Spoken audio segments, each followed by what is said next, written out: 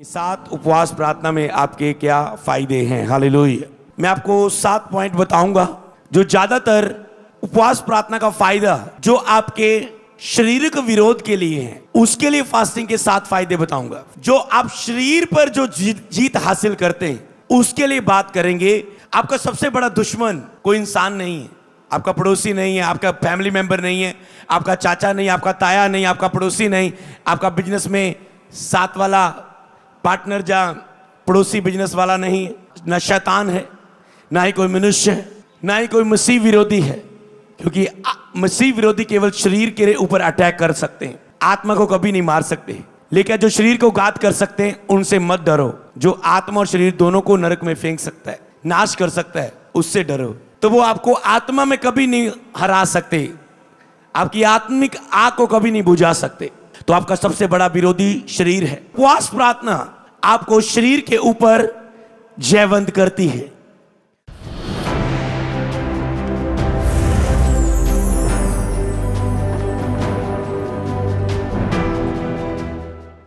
उपवास प्रार्थना आपको शरीर के ऊपर जयवंत जीवन जीने के लिए सहायता करती है। पहला पॉइंट, हालेलुया। लिख लो इसे, 7 पॉइंट आपको लिखने कि उपवास प्रार्थना आपको शरीर के ऊपर जयवंत जीवन जीने के लिए सहायता करती है। आज आपका सबसे बड़ा दुश्मन शरीर है। अगर आपने शरीर को हरा दिया, शरीर को जीत लिया, तो आपने अपनी लाइफ के हर एक हिस्से को जीत लिया। सब बोले आमीन। तो आपका सबसे बड़ा विरोधी कौन है? शैतान नहीं है। क्योंकि अगर आपने शरीर को जीता हुआ है, शैतान की क्या मजाल के आपसे वो आत्मा से पंगा ले सके। अगर आप टोटली आत्मा है और शरीर शून्य हो चुका आपके लिए, तो जहां पर आप शरीर के ऊपर जीत हासिल करते हैं, उपवास प्रार्थना आपको शरीर के ऊपर जयवंत करती है। तो 7 बार इसे घोषणा करना जब तक आत्मा में ना चले जाए। बोलो, उपवास प्रार्थना मुझे शरीर पर जो मेरा सबसे बड़ा विरोधी है मुझे जयवंत करती है। बोलो 7 बार ऊंची आवाज से, उपवास प्रार्थना मुझे शरीर पर जयवंत करती है जो मेरा सबसे बड़ा विरोधी है। उपवास प्रार्थना मुझे शरीर पर जयवंत करती है जो मेरा सबसे बड़ा विरोधी है।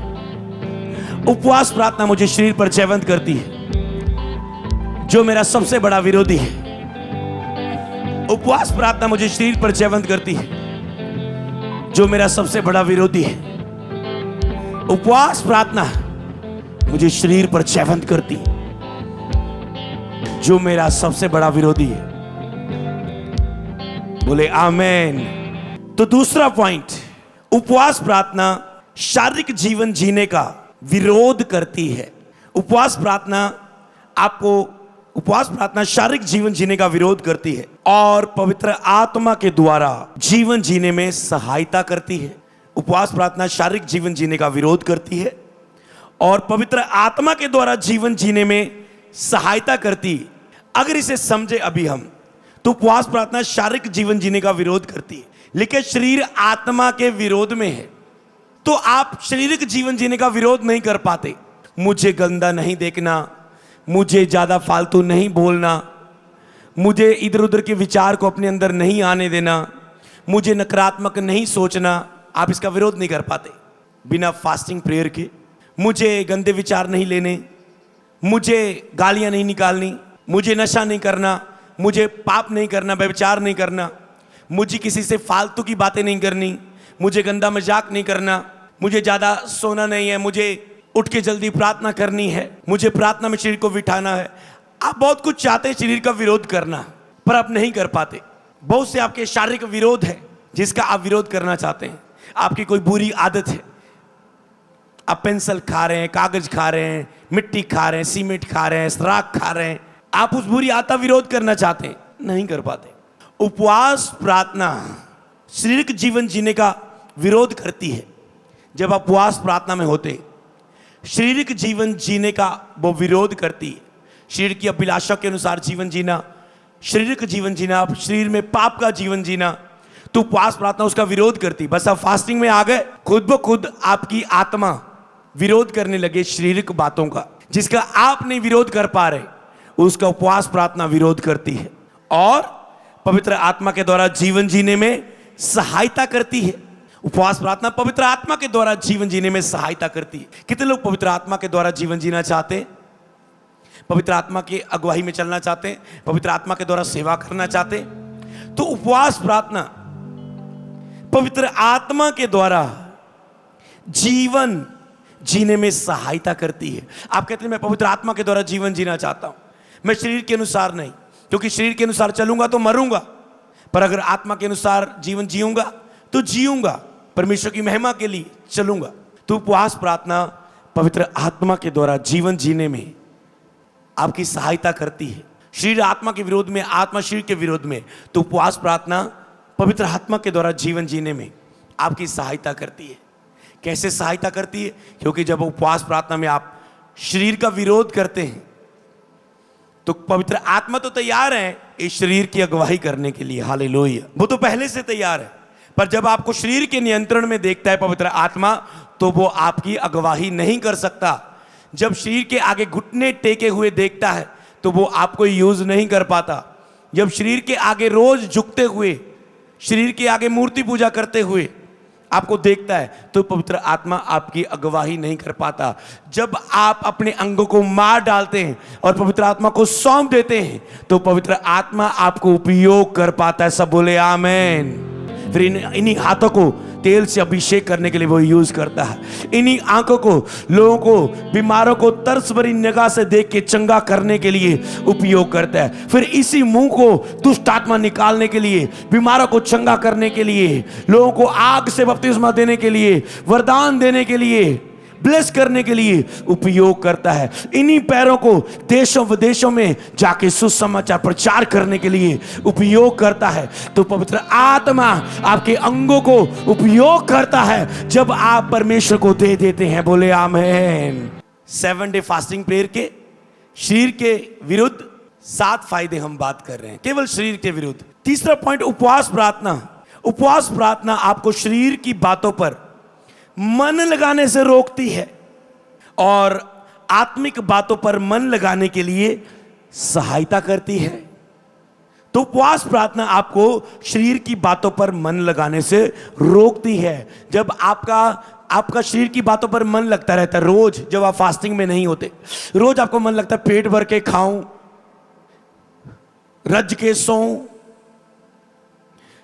शरीर की अभिलाषा को पूरा करूं, पाप व्यभिचार की अभिलाषा को पूरा करूं, फोन देखने की अभिलाषा को पूरा करूं, टाइम वेस्ट की अभिलाषा को पूरा करूं, जीव जैसे ही संतुष्ट होती है उसे संतुष्ट करूं, पेट को खाने में संतुष्ट करूं।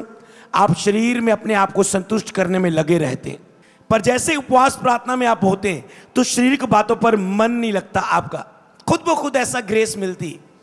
जब फास्टिंग प्रेयर में होते हैं तो आपका शरीर की बातों पर मन नहीं लगता, आपको चिढ़ आती है, आपको गुस्सा आता है, आपको एक ग्रेस फील होती है कि आपका शरीर की बातों पर मन नहीं लग रहा है, आपका मन नहीं करता शारीरिक रिलेशनशिप में जाने को, आपका मन नहीं लगता शरीर के द्वारा अपने आप को संतुष्ट करने के लिए, आपका मन नहीं करता कि आप खाते रहें, पीते रहें, और सारी शरीर की अभिलाषाएं, जो आपकी लालसाएं, अभिलाषाएं, कमजोरियां हर एक की डिफरेंट है, तो आपका मन नहीं लगता। तो आपको रोकती है फास्टिंग प्रेयर शरीर की बातों पर मन लगाने से, क्योंकि अगर मन लग गया तो आप रोक नहीं पाओगे। अगर आपका मन कर रहा है आप रोक नहीं पाएंगे। तो फास्टिंग प्रेयर मन लगने को ही रोक देती है। सब बोले आमेन। एक तो कि मन कर रहा है पर आप कर नहीं रहे, जो पहला पार्ट था कि आपका मन कर रहा है, जैसे था कि उपवास प्रार्थना आपके शारीरिक जीवन जीने का विरोध करती है, तो यहां पर मन लग रहा है, वहां पर विरोध करती है, रोक रही है उसे। मन लग रहा है पर उससे उपवास प्रार्थना रोक रही है। समझ पा रहे? तो ये पॉइंट डिफरेंट है। ये मन लगने से ही रोक देती है, आपका मन ही नहीं करेगा जब आप फास्टिंग प्रेयर में होंगे। कई लोग कहते हैं मैं जीत पाना चाहता हूं पर फास्टिंग नहीं रखते, तो आप फालतू में टाइम वेस्ट कर रहे हैं, लड़ रहे हैं, संघर्ष कर रहे हैं, क्योंकि अपनी ताकत से आप शरीर का विरोध नहीं कर सकते। आप केवल पवित्र आत्मा के द्वारा, जो उपवास प्रार्थना में आपकी अगुवाई करता है, शरीर का विरोध कर सकते हैं। तो शरीर की बातों पर मन लगने से आपको रोकती है और आत्मिक बातों पर मन लगाने के लिए आपकी सहायता करती है। आप फास्टिंग प्रेयर में, तो वो फास्टिंग प्रेयर आत्मिक बातों पर मन लगने में आपकी सहायता करती है। कैसे? आप फास्टिंग में हो, फास्टिंग आपको कहती है चल तू बोने की बेदी बनानी शुरू कर। आपकी अगुवाई करती है, ऐसे लोगों को अगुवाई करने के लिए, अगर आप प्रीचर हैं, आपकी मदद करती है। आत्मिक बातों पर मन लगाने के लिए, लोगों का, आपका मन लगाने के लिए, लोगों का मन लगाने के लिए। तो इसीलिए आत्मिक बातों पर मन लगाने के लिए वो उपवास प्रार्थना आपकी सहायता करती है। आत्मिक बातें कौन सी? सुसमाचार सुनाना, चर्च आना। आप फास्टिंग में आपका चर्च आने को मन करेगा, मैं चर्च जाऊं, मैं अपनी आत्मा को और संतुष्ट करूं और परिपूर्ण करूं और इसे नवीनीकरण में लेके जाऊं, मैं वचन पढ़ूं, मैं वचन सुनूं। तो आत्मिक बातों पर मन लगाने के लिए आपकी सहायता करती है उपवास प्रार्थना। आत्मिक बातों पर, आत्मिक बातों पर कि मुझे मसा में बढ़ना है, मुझे सामर्थ्य में बढ़ना है, मन लगता है आपका, मुझे सेवकाई में बढ़ना है, मुझे पवित्रताई में बढ़ना है, मुझे रूहों को बचाने में बढ़ना है, मुझे फास्टिंग में बढ़ना है, मुझे वचन में बढ़ना है, मुझे बीज को बढ़ाना है। आत्मिक बातों पर मुझे प्रभु को देखना है, मुझे प्रभु को प्रसन्न करना है, मुझे प्रभु को आज्ञाकारिता का जीवन जीना है, मुझे प्रभु को खुश करने वाला जीवन जीना है। ये आत्मिक बातें हैं।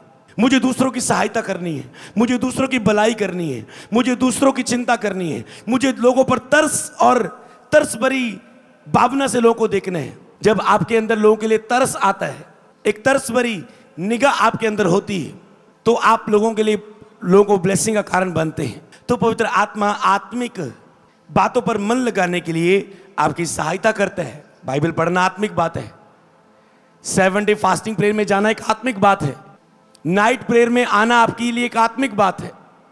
तो सहायता करती है। अगर कोई लोग फास्टिंग में नहीं है ना, प्रेयर को ऑनलाइन देखना या चर्च आके अटेंड करना इससे भी रोक सकती, क्योंकि शरीर की अभिलाषा में जकड़ा हुआ है बंदा और उससे मन ही नहीं कर रहा है मैं लाइव ऑन करूं। उसे इतना कामों में बिजी कर लिया, शरीर ने इतना बिजी किया है, वो सोते सोते रात की मीटिंग देख रहा है, क्योंकि शरीर का नियंत्रण है। तो आत्मिक बातों के लिए फास्टिंग में आपकी सहायता। फास्टिंग में आपको बार बार लेके आएगी चर्च। हर बुधवार मिस नहीं करना है। हर बुधवार में स्पेशल ले हैंड है, स्पेशल सितंबर महीने में ब्लेसिंग है, हर संडे में। तो मुझे चर्च मिस नहीं करनी। तुम फास्टिंग में नहीं हो, तुम मीटिंग मिस करोगे। ये आत्मिक बातें, रेगुलर मीटिंग अटेंड करना, तुम उसे मिस करोगे। तुम्हें नहीं पता लगेगा तुम क्या खो रहे हो। तुम अपना बोना मिस करोगे, अपना विश्वास मिस करोगे। क्यों? क्योंकि आप आत्मिक बात है वो, आपको उस पर मन नहीं लगता, क्योंकि आप फास्टिंग प्रेयर में नहीं है। जैसे उपवास में जाते हैं, आपको बहुत सी ग्रेस मिलती है, आप बहुत सी आत्मिक वेदियां बनाते हैं, आत्मिक बातों पर आपका मन लगता है, रूहों को बचाने में, भटकी हुई रूहों को पास लाने में, और बहुत सी आत्मिक क्रियाएं हैं, आत्मिक बातें हैं जिस पर आपका मन लगना शुरू हो जाता है कि मैं प्रभु बोझ लूं, मैं प्रभु बोझ के लिए आप एक्साइटेड होंगे, मन लगेगा आपका। तो अगली बात, अब कुछ बातें मैं वचन आपको दूंगा और उसके अनुसार मैं आपको बताऊंगा। रोमियो 12:1 के अनुसार उपवास प्रार्थना में आप अपने शरीर को पवित्र करके परमेश्वर की सेवा के लिए दे पाते हैं। इसे लिखेंगे, बाद में वचन पढ़ेंगे कि रोमियो 12:1 के अनुसार उपवास प्रार्थना में आप अपने शरीरों को पवित्र करके परमेश्वर की सेवा के लिए दे पाते हैं और उसकी महिमा के लिए, परमेश्वर की सेवा के लिए और उसकी महिमा के लिए शरीरों को आप परमेश्वर को सौंप देते हैं, परमेश्वर को दे देते हैं। जैसे मैंने कहा था, सौंप दो परमेश्वर को, वो यूज करेगा इस शरीर को। तो यहां पर अभी क्या यूज हो रहा है? मेरा शरीर, मेरी आवाज, मेरी जीभ, मेरा बोलना, मेरा सिखाना, तो ये शरीर यूज हो रहा है। कब होगा? जब आप उपवास प्रार्थना में से परमेश्वर को सौंप देंगे, इसे पवित्र करके। तो क्या पॉइंट लगाया? उपवास प्रार्थना में आप अपने शरीर को पवित्र करके परमेश्वर की सेवा के लिए दे पाते हैं। हर एक, जब तक आप पवित्र करके परमेश्वर की सेवा के लिए नहीं देंगे, पवित्र आत्मा इसे उपयोग नहीं कर पाएगा। तो उपवास प्रार्थना में आप अपने आप को पवित्र करके परमेश्वर की सेवा के लिए दे पाते हैं, क्योंकि परमेश्वर पवित्र भेंट को ही रिसीव करता है। जब तक आप सेवकाई के लिए अपने आप को पवित्र करके नहीं सौंपेंगे, जो कल रात मैंने बताया था कि अगर तुम 2 महीने पाप, 2 महीने फिर से पवित्रता में खड़े होगे, साल में बस 2-4 महीने पवित्रता में काम करोगे, तो परमेश्वर यूज नहीं कर पाएगा आपको। बाद में आप कहेंगे मैं बढ़ नहीं पाया, मैं रुक गया, और सेवकाई रुक कर फिनिश कब हो, रुक गई एक अलग विषय है, पर रुक के फिनिश हो जाना एक बहुत बड़ा विषय है। तो अगर होलीनेस नहीं है, जितनी होलीनेस, जितनी पवित्रताई, मैं सीधा कह सकता हूं, अगर पवित्रताई बिल्कुल नहीं है तो खुदा आपकी सेवकाई में अगुवाई के लिए बिल्कुल भी नहीं है। अगर पवित्रताई थोड़े महीनों की है तो खुदा आपके साथ थोड़े महीनों के लिए है। अगर पवित्रताई सदा की है तो खुदा आपको कभी नहीं छोड़ेगा, सदा आपको उपयोग करता रहेगा। हर दिन, हर सुबह, हर शाम, हर रात, हर महीना, हर साल। आप केवल साल में 2 हफ्ते 2 महीने में केवल यूज होने वाले नहीं रहोगे, आप साल के हर महीने खुदा के द्वारा उपयोग किए जाओगे। बोले आमीन। तो उपवास प्रार्थना आपको अपने शरीरों को पवित्र करके परमेश्वर की सेवा के लिए दे पाते हैं। फास्टिंग प्रेयर में ये होता है, जो कल आपने सीखा है। तो ये अगला कार्य है जो खुदा ने आपको सौंपा है कि फास्टिंग प्रेयर में अपने आप को खुदा को दे दो। तो फास्टिंग प्रेयर, अब तो हम 7 डे फास्टिंग में, क्या केवल 7 डे ही खुदा को आप पवित्र देना चाहते हैं? हो सकता है आप 7 डे के बाद फास्टिंग में बाहर आए। इसका मतलब धीरे धीरे उपवास प्रार्थना कम तो आत्मिक अगुवाई कम, धीरे धीरे आप शरीर में आते जाएंगे और धीरे धीरे फिर से शरीर में आते आते खुदा आपसे दूर होता रहेगा और आपकी अगुवाई से। इसका मतलब आपको लगातार फास्टिंग की ग्रेस अपनी लाइफ में लेनी है। अपनी आत्मा को बदल डालो। जो साल में केवल 1-2 बार फास्टिंग रखती, अपनी आत्मा को बदल डालो। जो महीने में केवल 1-2 फास्टिंग रखती, अपनी आत्मा को बदल डालो। जो केवल हर बुधवार रखती, हर मंगलवार रखती, या हर एतवार रखती, बाकी हफ्तों के दिन नहीं रखती, अपनी आत्मा को बदल डालो। जिसने साल में कभी भी रोजे नहीं रखे 40, ये आपकी आत्मा एक थमी एक जगह। कल सीखा था ना रात व्हाइट गारमेंट्स मीटिंग में, अपनी आत्मा को बदल डालो, अपनी आत्मा को बदल डालो। जिसने साल में कभी भी 21 फास्टिंग नहीं रखे, अपनी आत्मा को बदल डालो। जिसने केवल 7 फास्टिंग लगातार कभी नहीं रखी, अपनी आत्मा को बदल डालो। जिसने दिन रात की कभी भी फास्टिंग नहीं रखी। तो उपवास प्रार्थना आपकी मदद करती है कि आप अपने शरीर को पवित्र करके परमेश्वर की सेवा के लिए दे पाते हैं। तो याद रखना, पवित्रताई बिल्कुल नहीं तो खुदा बिल्कुल नहीं। पवित्रताई थोड़े महीनों की तो खुदा भी आपके लिए थोड़े महीनों का। पवित्रताई सारे महीने की, सारे साल की, तो खुदा भी आपके साथ पूरे साल में होगा। और आप फिर सेवकाइयां बढ़ेंगी, फिर पास्टर बढ़ेंगे, फिर देखना क्या होगा यीशु के नाम में। हालेलुया। आपकी तारीफ आग से भरी हुई है। लग रहा है आपके फास्टिंग से भरे हुए हैं आज। हालेलुया। क्योंकि एक पास्टर, एक मसीह व्यक्ति केवल महीने की पवित्रताई में खुदा को दे पाता है और फिर पाप में गिर जाता है और फिर से पवित्रताई में उठने के लिए उसे 2-3 महीने लग जाते हैं। तो खुदा भी केवल साल में 2-3 महीने, ऐसा नहीं कि खुदा कहता तू गिर गया था अब मैं तेरे साथ नहीं, पर जैसे आप खड़े होंगे खुदा फिर उस महीने में आपके साथ होगा। और आप परमेश्वर की महिमा के लिए अपने आप को दे पाते हैं और आप शरीरों को परमेश्वर को सौंप देते हैं पूर्ण रूप से पूरे साल के लिए। तो मैं सारे सालों की बात नहीं कर रहा, हर एक साल में अपने आप को सौंपते जाओ। साल की बात करें, अगला साल आ गया फिर पवित्रताई के लिए सौंप दो। उस साल में चैलेंज हो, इस साल में मैंने कितना पवित्रताई के लिए सौंपा है परमेश्वर को, इस साल के लिए मैंने कितना सौंपा है। रोमियो 12 की 1 के अनुसार ये वचन दिया मैंने आपको कि इसलिए हे भाइयों, हे बहनों भी, मैं तुमसे परमेश्वर की दया स्मरण दिलाकर विनती करता हूं। मैं तुम्हें परमेश्वर की दया स्मरण दिलाकर डांटता हूं कि अपने शरीरों को जीवित, पवित्र और परमेश्वर को बावता बलिदान करके चढ़ा दो। शरीरों को परमेश्वर को सौंप दो पूरे साल पवित्र करके। यही तुम्हारी आत्मिक सेवा है। साल में केवल 1-2 हफ्ते, 1-2 महीने पवित्रता नहीं, पूरा साल पवित्र करके परमेश्वर को सौंप दो शरीरों को। ये आप पूरा साल अगर फास्टिंग में रहोगे तो आप ये कर पाओगे। ये है फास्टिंग के फायदे। हालेलुया। अगर साल में उपवास कम तो पवित्रता ही कम।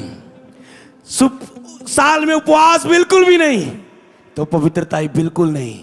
साल में उपवास, सारा साल उपवास तो सारा साल पवित्रता ही बोले आमीन। हालेलुया। यही आपकी आत्मिक सेवा है कि पूरा साल आप खुदा को पवित्र दे। मेरी बुलाहट क्या है? क्या प्रभु ने मुझे सेवा के लिए चुना है या नहीं? मुझे कुछ नहीं समझ आ रहा है। कुछ समझने की जरूरत नहीं। एक साल पूरा अपने आप को पवित्र दे दो, पवित्र करके खुदा को सौंप दो, पवित्र बलिदान चढ़ा के पवित्र करके। तो ये ना सोचो खुदा पवित्र कर, खुदा पवित्र कर। फास्टिंग में जाके शरीर की अभिलाषा को मार के अपने अंगों को धार्मिकता के हथियार बन के अपने अंगों को परमेश्वर के लिए सौंप दो। ये तुम्हारी आत्मिक सेवा है। तो इसीलिए पवित्रता के लिए खुदा को, पवित्रता में खुदा को सौंप दो। वो खुद उपयोग कर लेगा, आप में वरदान डाल देगा, आपकी बुलाहट के अनुसार आपको चला लेगा। ये उस पर छोड़ दो, उसका काम है। यही बलिदान चढ़ाओ, यही तुम्हारी आत्मिक सेवा है। और आज पास्टर लोग केवल कुछ महीने में पवित्रता में रहते हैं, फिर अभिलाषाएं जागती है, फिर गंदी मूवीज देखते हैं, फिर गंदे काम करते हैं, फिर नशा करने लग जाते हैं, फिर सिगरेट पीने लग जाते हैं, फिर बीड़ी पीने लग जाते हैं, फिर गालियां निकालने लग जाते हैं, फिर जेलसी में आ जाते हैं, फिर चुगलियां शुरू, फिर विरोध शुरू, फिर नेगेटिव अंगीकार शुरू, फिर खिलाफत शुरू, फिर आंखें शुद्ध, फिर विचार शुद्ध, फिर मन अशुद्ध।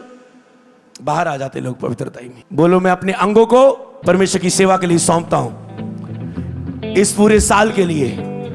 और हर साल खुदावन मैं ऐसे तुझे सौंपता जाऊंगा ताकि हर वर्ष में, हर साल में, 2024 में, 25 में, 26 में मैं हर साल तुझे ऐसे ही सौंपूंगा ताकि पूरा साल तू मेरा उपयोग कर सके। बोले आमीन। रोमियो 8 की 12 और 13 के अनुसार उपवास प्रार्थना में आपकी आत्मा सामर्थी होती है शारीरिक बुरी अभिलाषा को मारने के लिए, ताकि आप आत्मिक जीवन का आनंद ले सको। ओके, एक्सप्लेन करेंगे। उपवास प्रार्थना में आपकी आत्मा सामर्थी होती है शारीरिक बुरी अभिलाषा को मारने के लिए। तो शारीरिक बुरी अभिलाषा मरेंगी कैसे? अभी क्या शरीर में उसका विरोध कर सकते हैं? उपवास प्रार्थना आपकी मदद करती है शारीरिक बुरी अभिलाषा को मारने के लिए। वो मारनी होती है।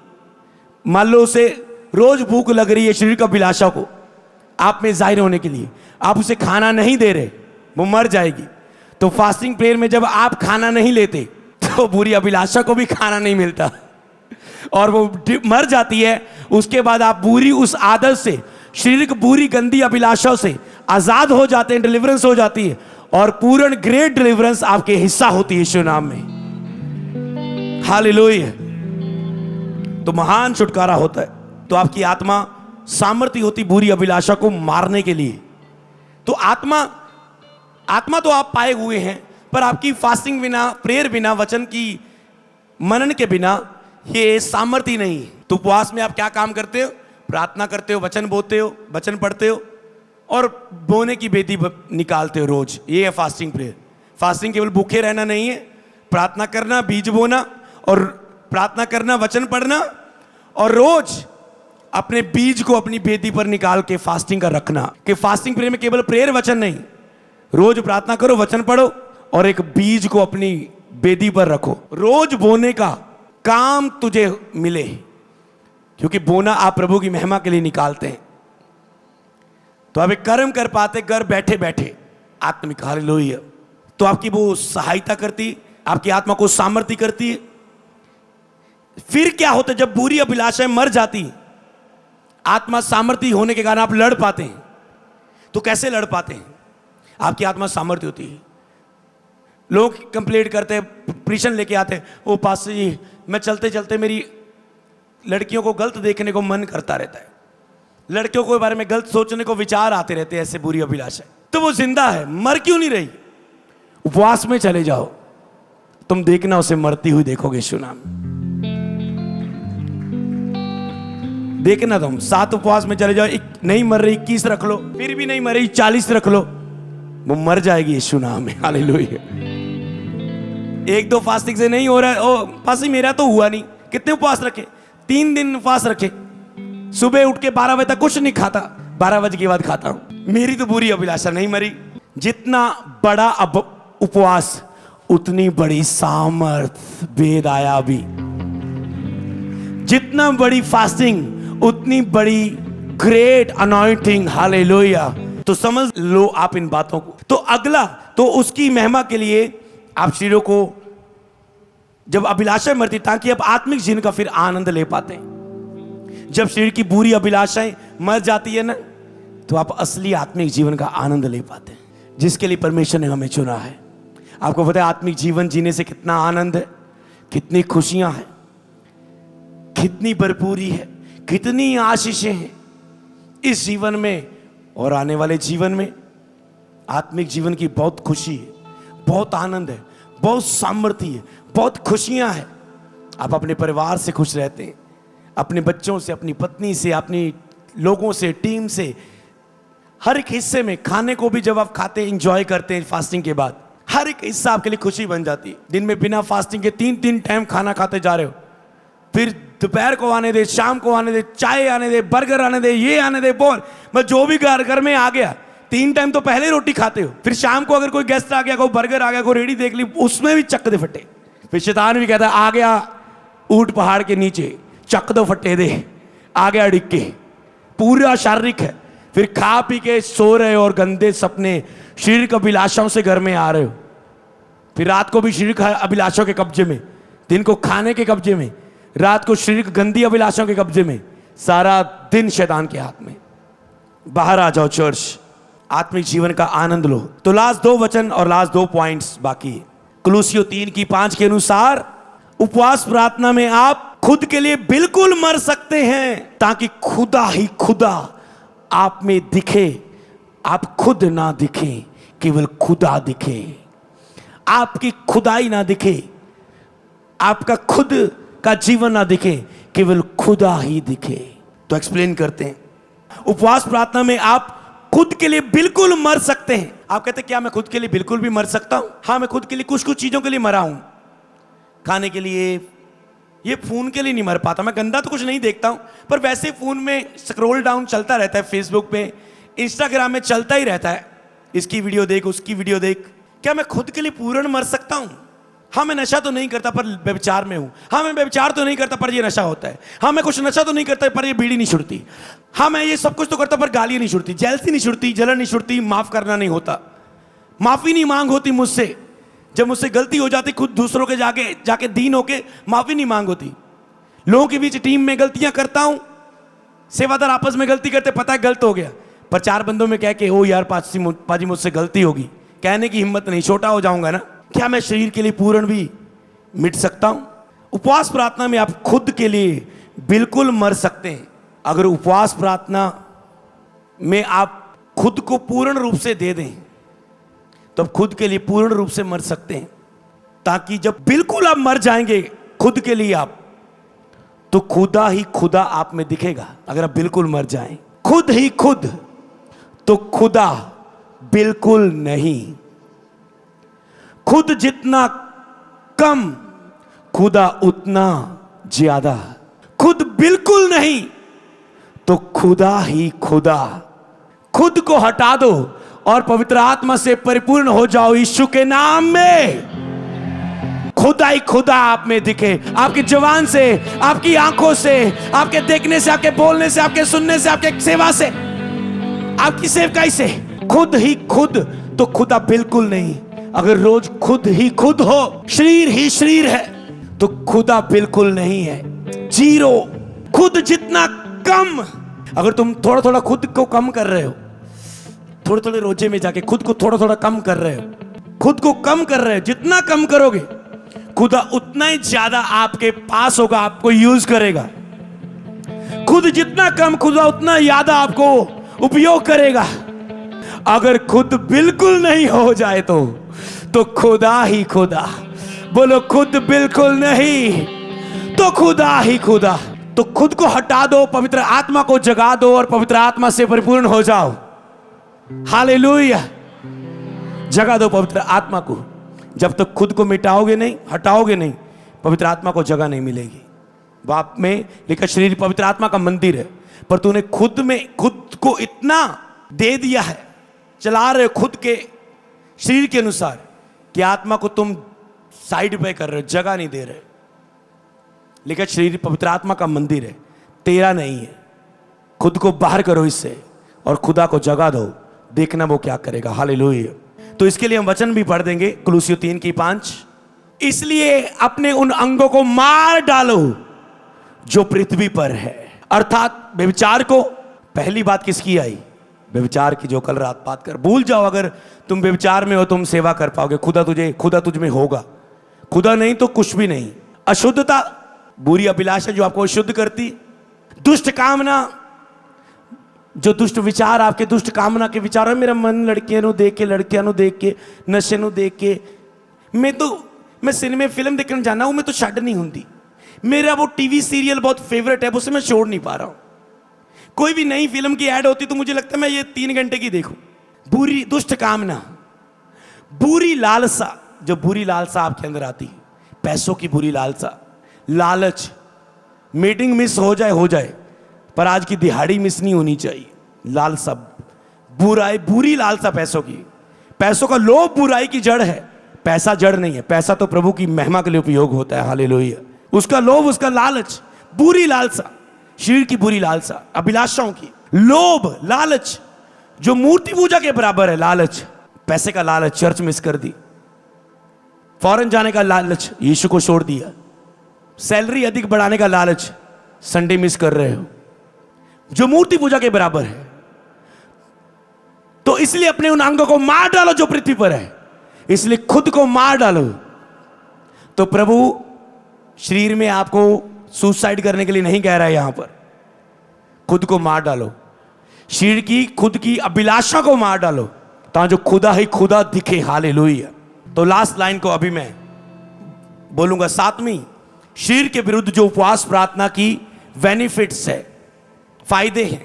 7वां फायदा, रोमियो 8:9 के अनुसार उपवास प्रार्थना में आप शरीर के बस से बिल्कुल बाहर आ जाते हैं, खुद से बिल्कुल बाहर आ जाते हैं कह सकते हो, और आप में पूर्ण रूप से मसीह होता है। इसका प्रकाशन रोमियो 8:9 में हम लेंगे।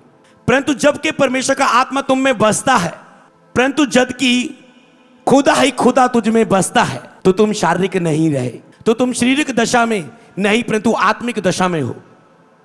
जब खुदा ही खुदा तुझ में बसता है, तुम खुद नहीं हो, तो तुम आत्मिक दशा में आ चुके हो।